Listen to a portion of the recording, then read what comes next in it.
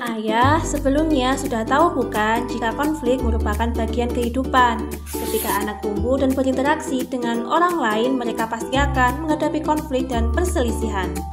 Namun dengan role model ayah yang dapat membimbing anak akan mempersiapkan mereka untuk menghadapi situasi konflik secara mandiri di masa depan. Lantas, mengapa ayah perlu dan penting mengajarkan resolusi konflik pada anak? Pertama, tentunya akan membangun kecerdasan emosional anak, membangun kemampuan pemecahan masalah, meningkatkan hubungan, dan membangun rasa kepercayaan diri.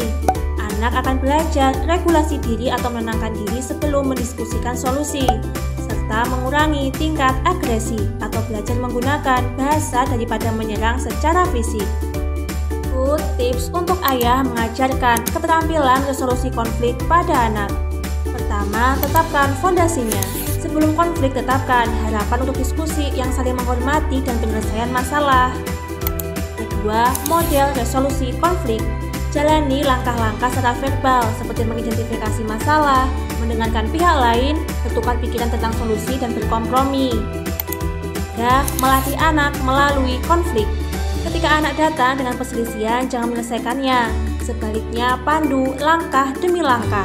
Ajukan pertanyaan untuk mendorong pemikiran kritis anak.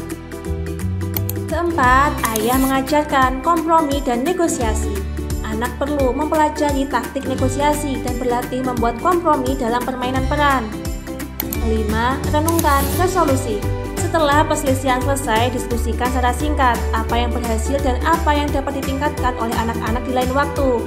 Resolusi akan membantu meningkatkan proses mereka. Terakhir, ajarkan meminta maaf dan memaafkan.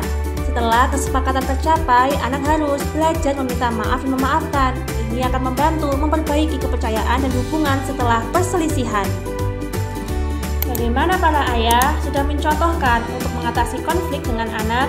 Perlu diingat bahwa mempelajari keterampilan resolusi konflik yang konstruktif sejak dini akan membantu anak mengembangkan kemampuan pengaturan diri, empati, dan pemecahan masalah yang akan bermanfaat bagi mereka sepanjang hidup.